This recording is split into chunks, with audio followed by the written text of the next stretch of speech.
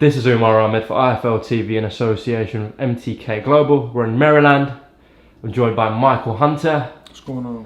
I'm good, man. Obviously, you feature this Saturday night live on DAZN. How are you feeling? I feel good. Excited about the event. Excited to throw down in a familiar place. It's always a good thing to have your strong team behind you. So, family. I got family coming and people from all over coming to see me. So it's a good feeling. I'm back at home. Yeah. You take on Brazilian Fabio Maldonado. What do you know about him? I don't know too much. I watched a few of his fights. I know what I do know is he's an undefeated guy. I mean, not undefeated. He's never been stopped. He has 2 losses. Both of his losses were to undefeated guys. Very credible guys. And, we're going to hopefully put on the show and, show up. You mentioned it's a familiar place. Didn't go your way, obviously, against Alexander Usyk. There's no shame in that. How are you finding, anyways, fighting at heavyweight? You've had, 4 fights now at heavyweight? What sort of differences are you noticing from when you were fighting at cruiserweight? Well, I've had I started my career at heavyweight. So I've had quite a few fights. This is like my first.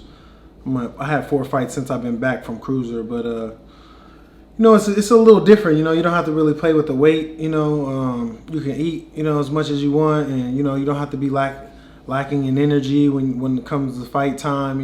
That's kind of part of strategy when you have those weight classes and stuff. I'm not the biggest heavyweight around, so I basically get to eat as much as I want. That's not a bad thing then. Nah. You just had lunch now, actually. What did you have? I had shrimp quesadillas and some tacos, Spanish food. It was really good, right down the street. It's a wonderful area. What's this area called? National Harbour? But the place that we're at is just a good area. It's a lot of food, a lot of it's like a scenic place. A lot of tourist people around. So it's a good environment. I can't wait till the fight night. I know Maryland's going to be turning up, so I'm excited. I want to talk to you a little about DAZN, Matchroom, Eddie Hearn, that link up. Why go to Eddie and Matchroom? Oh man, well, one, they're new. They're new. They're kind of similar as far as doing stuff, not taking no for an answer. In the industry, I kind of been like that as my growing up in my career. Trying new things, not going with the with the mass. You know what I'm saying? And the status quo of things. They're doing they're trying new things. They're making mistakes. You know what I'm saying? They're putting their foot out there. They're putting their hand out there, and they're making things done. So they're a young new company, and I just hope to grow with them as the time continues. We know Eddie has got sort of a dominant hold on things in the UK. It's really him and Frank Warren in the UK running things there. In the US, since he's come, he's had a fair bit of criticism from your likes of Stephen Espinoza, Bob Arum, etc. How do you think he's got on so far? I mean, when you're getting criticism from the biggest guys, that means you got to be doing something right. You know what I'm saying? Usually, if you're doing something wrong, them guys ain't even really paying attention to you. So, like I said, they're young. They're like a adolescent kid right now. You know what I'm saying? Making mistakes and trying to do the right thing, and which it starts opening doors for opportunities like myself. You know what I'm saying? I would have never had these type of opportunities if it wasn't for Matchroom and DAZN coming and approaching boxing and the sport in the way they did. You know what I'm saying? All the other people are kind of old traditional, like I said, stick with the status quo of things, and it's hard to change. Everybody's kind of getting on the app now because DAZN and all this new breakthrough technology and stuff. So I think it's a great thing for boxing as a whole. and so it's definitely going to be great for America. You know, it's giving younger kids and younger people that may have never had an opportunity to get those opportunities to rise to the top. This is your second fight on the zone. You fought at Alexander Usyk obviously in Monaco. That was on the zone, right? Yes. Yeah. Mm-hmm. Okay. But obviously first fight on the zone in America. You should be on probably 8:30, 9 o'clock sort of time. Yes, I would say that. Okay, that's good for you. You're on a really good purple patch. Obviously, you stopped Martin Bakole, stopped Alexander Ustinov. You looking for a stoppage on Saturday night? Or you're not too bothered? No, the stoppage I feel like is going to come with the technique and the flawless performance that I put on. You know, just making sure everything is sharp and putting it all together. You know, I'm always going for the stoppage. You know, this is boxing, so we don't get paid for overtime. So the faster the better. Now, Michael, I think a lot of the media this week are going to ask you about what I'm going to come on to. Take your mind back a few weeks ago, where Miller got popped 3 failed tests. Then it was all up in the air. Who's Joshua going to fight? Obviously, your name was being mentioned heavily. Why do you think they've gone with Ruiz? Why aren't you fighting Joshua June first? I think I'm just a difficult fight, especially to have a debut in the United States. I just think it would be just a little difficult to perform in the way they wanted for Anthony Joshua to come out on his pro debut in America. I don't think. He would just have some big problems. That's all.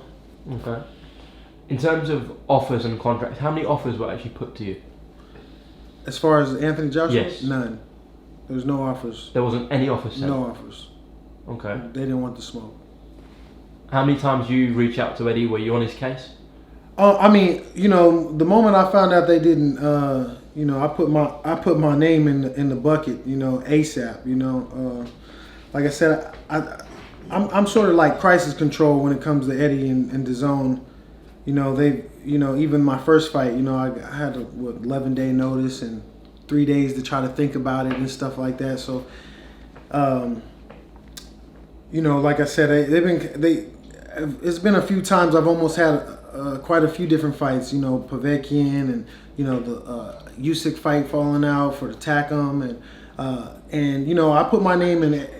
Anytime I get a chance, I'm throwing my name out there and I'm putting my name out there so they know I'm ready at all times. And like I said, I'm like crisis control. They want to call me when there's real drama and to save some shows. So this is kind of how this is right now, and that's what I'm gonna end up doing for this one. I'm gonna end up saving the show. You mentioned 2 names there, Takam and Povetkin.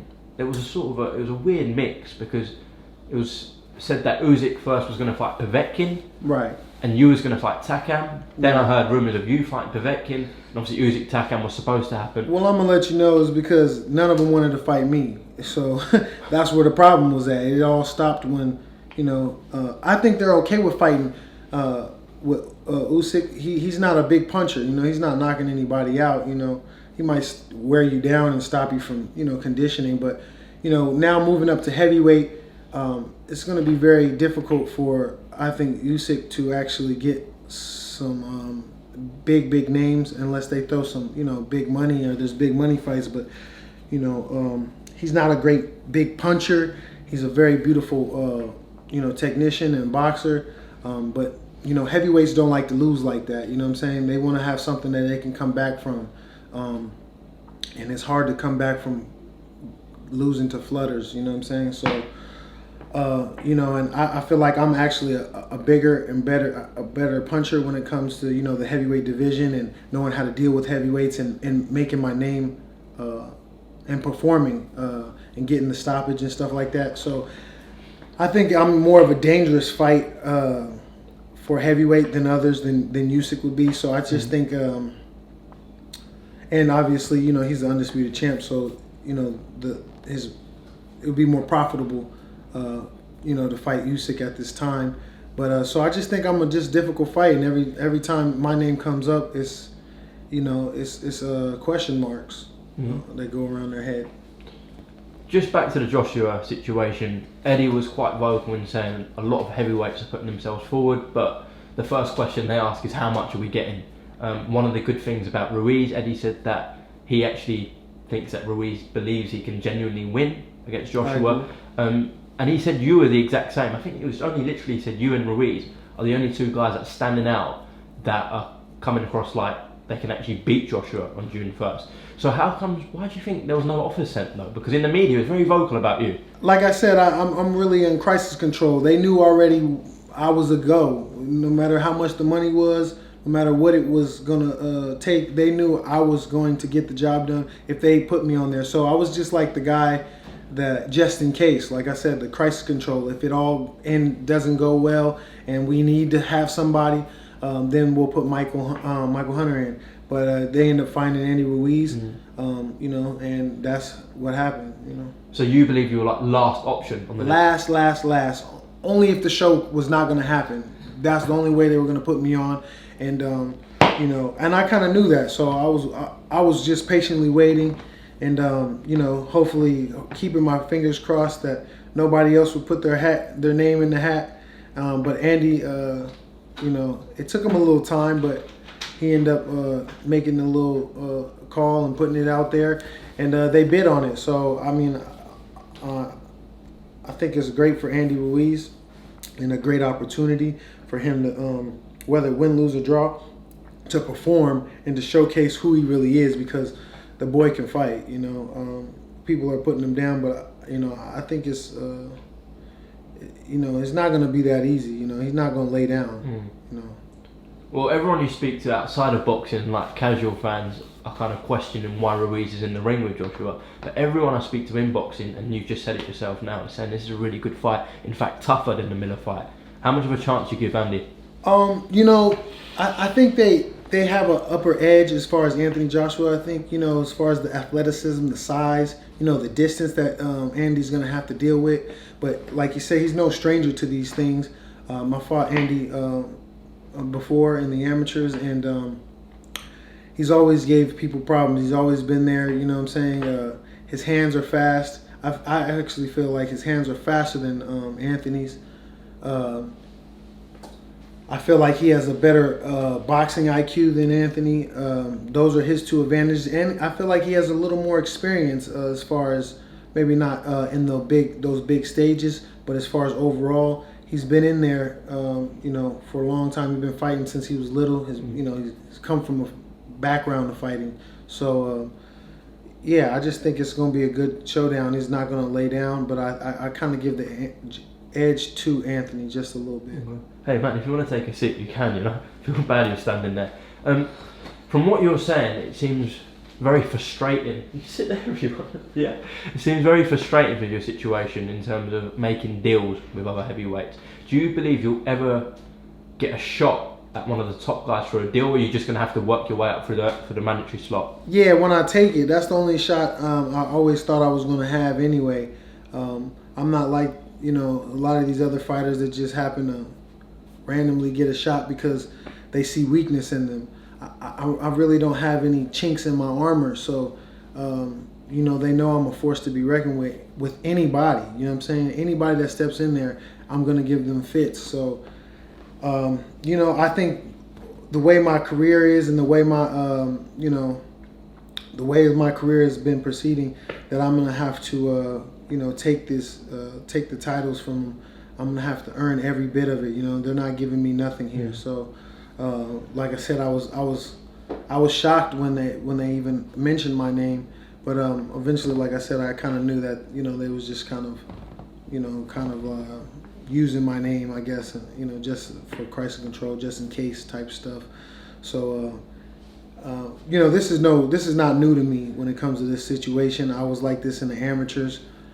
I've always had to take the long, tough road, and it is what it is.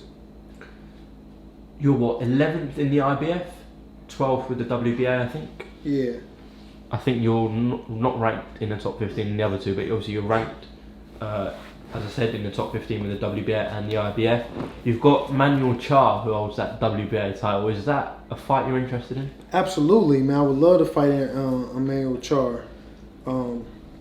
Like I said, I don't know if these guys, they try to discredit me by like saying who is he, but most of these guys I've been fighting before they was even put on a pair of boxing gloves. I come from a long generation of fighting on both sides of my family, so I'm not sure what's gonna go and how is it gonna go, but I'm definitely interested in taking a fight like that.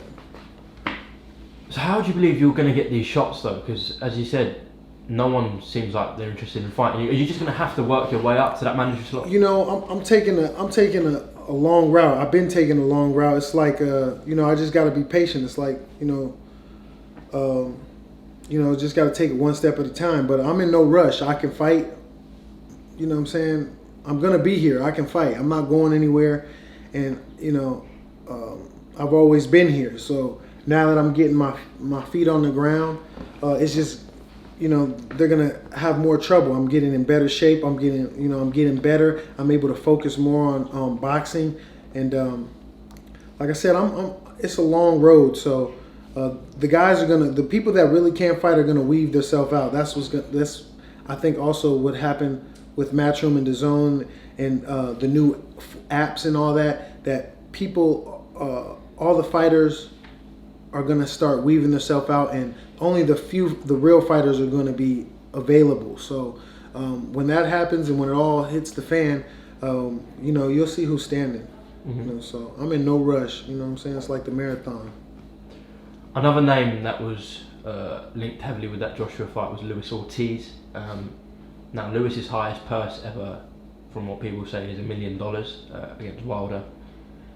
He was offered $7 million for that Joshua fight, but still refused it at 6 weeks' notice. Why do you think he refused it? Actually, I have no clue. Well, there's a lot of people who suggest that he might have been doing some things that he shouldn't have been. Yeah. Exactly. I mean, that's one of the only, options you have, but you never really know. Everybody has their own career.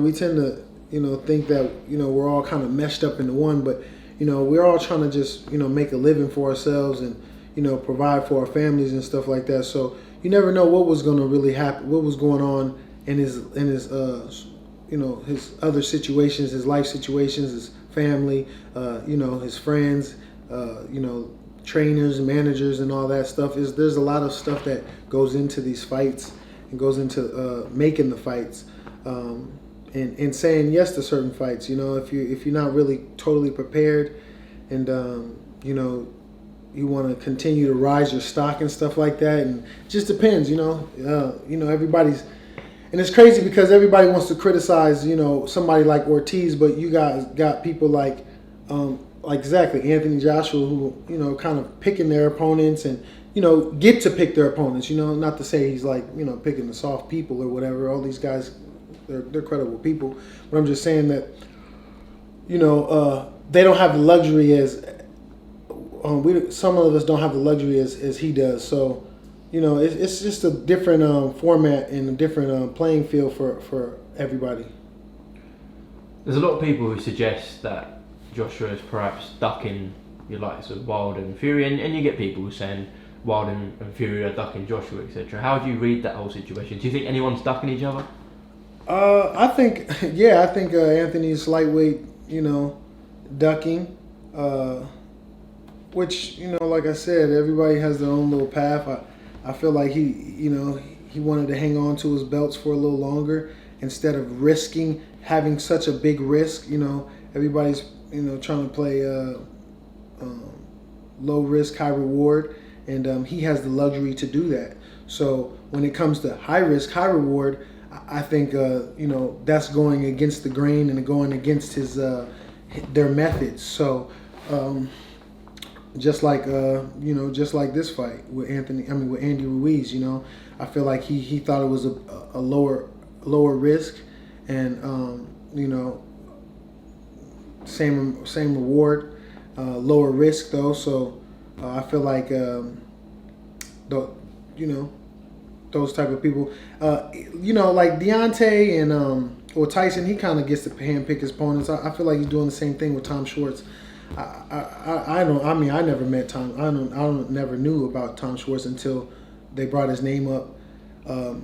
You know, and these guys is, you know, they have the luxury, and I don't feel like Deontay. Deontay's a little different.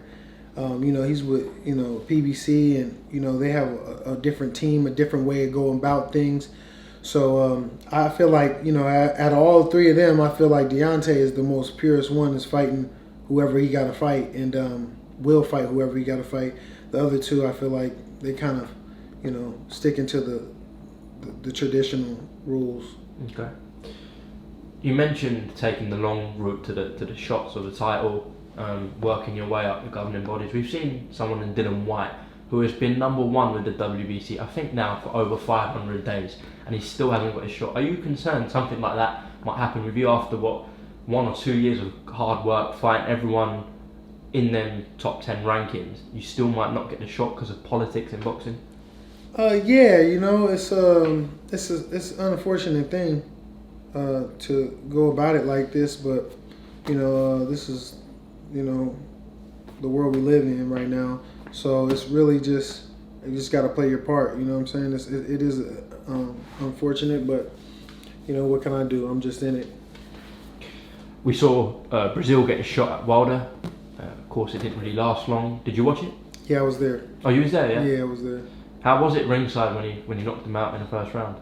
Man, it was crazy. I was a little upset. You know, I like Dominic. That's my boy. He was in the 2012 Olympics with me as my teammate and stuff.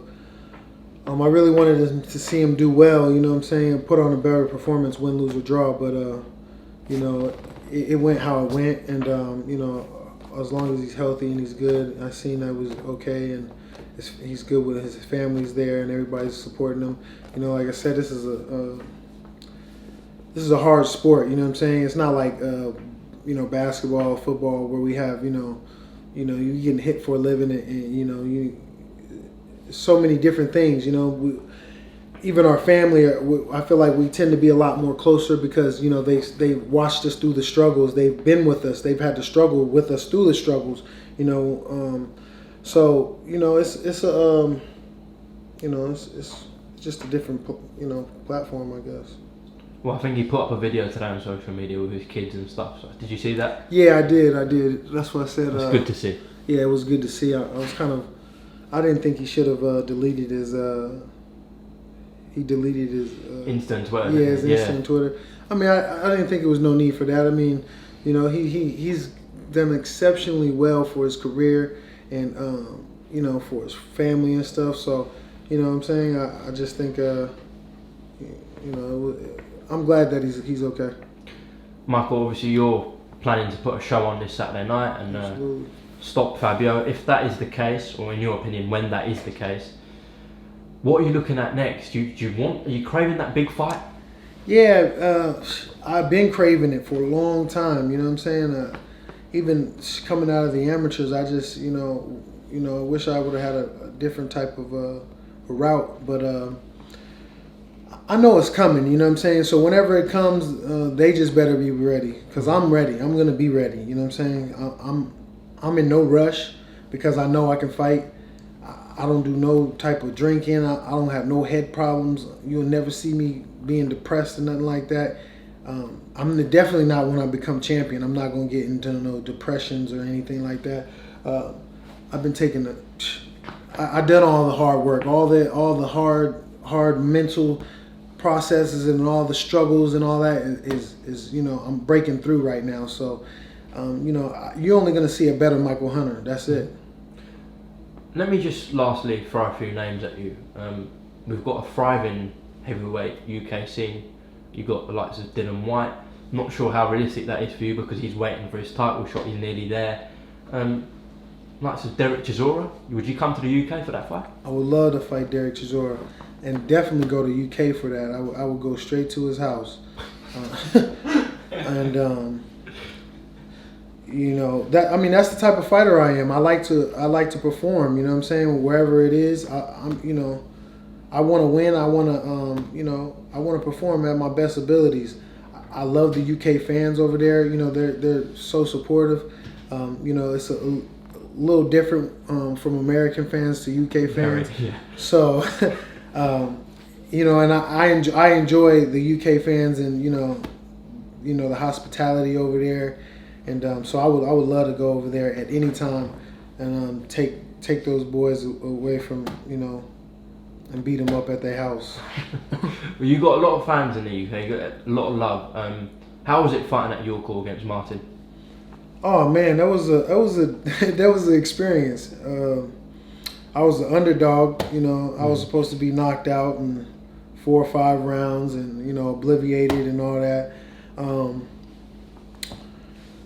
And then the opposite happened. And it was an experience though, because I knew what I was going up against. I knew I had to stop him. The scorecards was crazy. I didn't think I lost not one round to me. If you can give him maybe one. That's what were it. the scores in the end? The cards in the end? I think they had it a draw going into the last round. Really? So yeah, which what I thought was crazy, but good thing I didn't have no plans on making going to a decision anyway. I never did. If you even watch any interviews before that, I always said I was going to stop him, and I'm surprised he lasted that long. You know what I'm saying? But Bacoli he's gonna. I'm not gonna get the credit for Bacoli until a little later. You know what I'm saying? I'm like the first person to beat him, and I feel like it's gonna stay that way for a little bit. You know what I'm saying? He's not gonna get a credit until he starts beating some bigger guys. Or I'm not gonna get the credit until he actually starts beating some bigger names, and they really see who Bacoli is. You know what I'm saying? So. Well, his trainer Billy Nelson was before your fight was going on like he was the next best thing. To come out of the sport. Yeah, and I mean he had an argument for that. He's Anthony Joshua's main sparring partner. He's been going around all of London beating up guys and giving them fits, and a lot of guys. Actually Chizore's coach came and told me that that nobody gave me the benefit of the doubt. And not even the promoter, the promoters over there. I ain't gonna say no names. The promoter over there, I feel like, was kind of had it in on me. They said it wasn't their guy, but obviously it was. But so, it was like me exactly going in somebody else's lair. You know what I'm saying? I had a small team. They had everybody. Everybody was there for him. It was a very tight, arena, small, hot. Boy, that arena was very hot. And it made for a good atmosphere, but it was like me going up against everybody, But at the end of the day, I was able to get everybody's blessings, and everybody was excited about just the show. So it wasn't like any animosity after I beat them and stuff like that. So that's what I did enjoy. It was all love.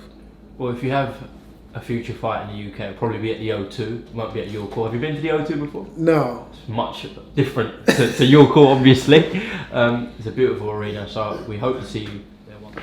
Just the last question, Michael. Another guy who's moved up from cruiserweight to heavyweight is Murat Gassiev, joined up with DAZN and Matchroom as well. Would you take him on? I would love to take Gassiev on. He's done a lot in the cruiserweight division, and he's now moving up to heavyweight. I know he's a very credible opponent, and he's a champion. You know what I'm saying? So I would love to fight. Any champion that that's been there in that moment. They obviously have one thing over me, which is the belt, and I see a lot of potential in Gassiev, and I would just like to definitely get a fight.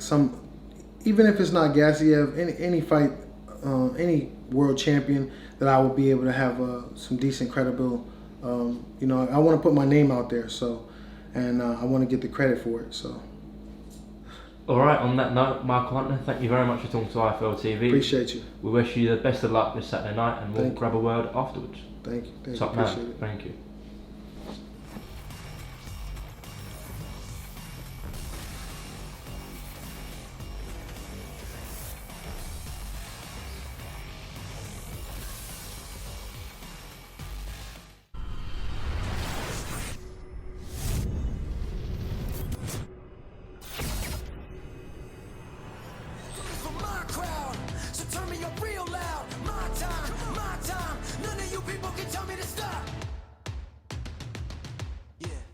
what are you free?